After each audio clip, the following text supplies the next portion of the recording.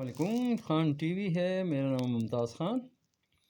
بات کریں گے آج لمحہ فکریہ یہ ہے کہ ہندوستان جو کچھ کر رہا ہے اپنے لیے، وہ خود کشی کی کوشش کر رہا ہے، سوسائڈ کرنے کی کوشش کر رہا ہے۔ اقبال نے پہلے ہی کہہ دیا تھا، نہ سمجھو گے تو مٹ جاؤ گے ہندوستان والو، تمہاری داستان تک بھی نہ ہوگی داستانوں میں۔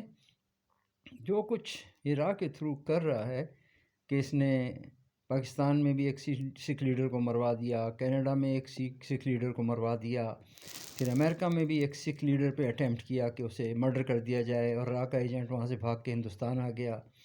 تو یہ انڈیا اچھا نہیں کر رہا اپنے لیے۔ ایک تو اس کے مظالم جو ہیں آکوپائڈ کشمیر میں وہ بہت زیادہ ہیں، یعنی کہ کشمیر کے لوگ گزشتہ 76 سال سے کوشش کر رہے ہیں کہ انہیں آزادی دی جائے، اور یونائٹڈ نیشن کی سیکورٹی کونسل نے پلیبیسائٹ کے لیے کہا کہ بھائی ان کو خود ارادی کا ان کو حق ہے کہ یہ اپنی ووٹنگ کریں اور ووٹ کر کے بتائیں کہ یہ آزادی چاہتے ہیں، ان کو آزادی ملنی چاہیے۔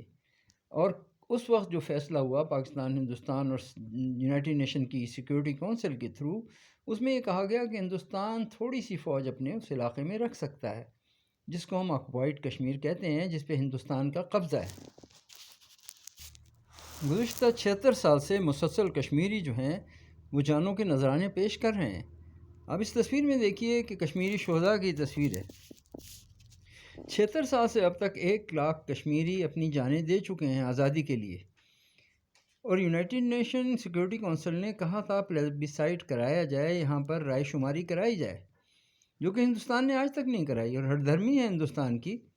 اور اب وہاں کرفیو لگایا ہوا ہے۔ آرٹیکل 370 جو انڈین آرٹیکل ہے، ان کے آئین کا حصہ تھا، ابھی بھی ہے، مگر اس میں جو انہوں نے تبدیلیاں کر کے کشمیریوں کو بالکل ہی ان کو سارے حقوق ان سے چھین لیے۔ پہلے کشمیر کی اپنی اسمبلی ہوتی تھی، اپنا وزیر اعظم ہوتا تھا، سب کچھ ان کا ہوتا تھا، اور وہ اپنی مرضی سے کشمیر میں اپنی زندگی گزارتے تھے۔ اب جب سے انہوں نے کرفیو نافذ کیا، اور اس وقت 10 لاکھ فوج ہندوستانی جو ہے کشمیر میں موجود ہے۔ آخر یونائٹڈ نیشن کی سیکورٹی کونسل تو آپ کو اجازت دے رہی 10,000 کی، اور آپ نے 10 لاکھ فوج وہاں کیوں لگائی ہوئی ہے، جبکہ آپ کہتے ہیں کشمیر آپ کا حصہ ہے اور کشمیری عوام آپ کے ساتھ ہیں۔ اگر کشمیری عوام آپ کے ساتھ ہیں تو 10 لاکھ فوج وہاں کیا کر رہی ہے؟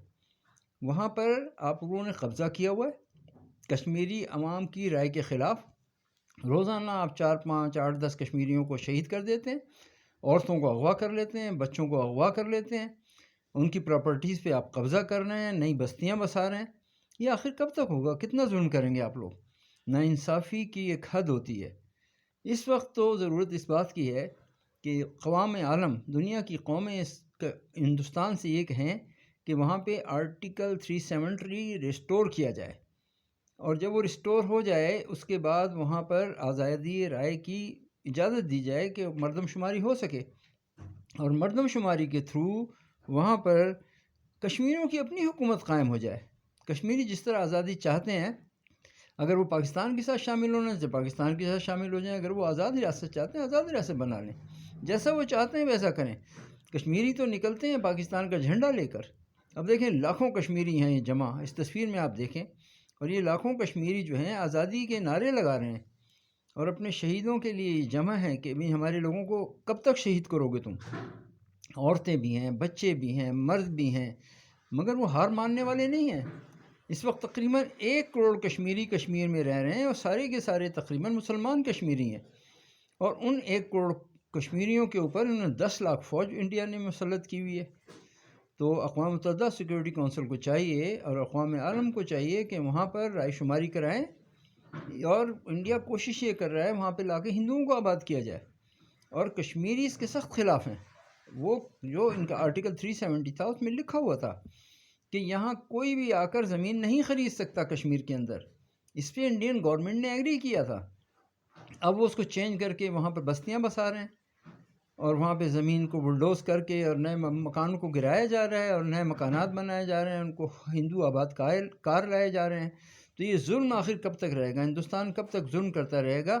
آخر ایک دن اس ظلم کا نتیجہ نکلے گا، اور ہندوستان کو کشمیریوں کو آزاد کرنا ہوگا۔ یہ آکوپائڈ کشمیر، ایک دن کشمیر آزاد ہوگا، اللہ پاک کشمیریوں کی مدد فرمائے۔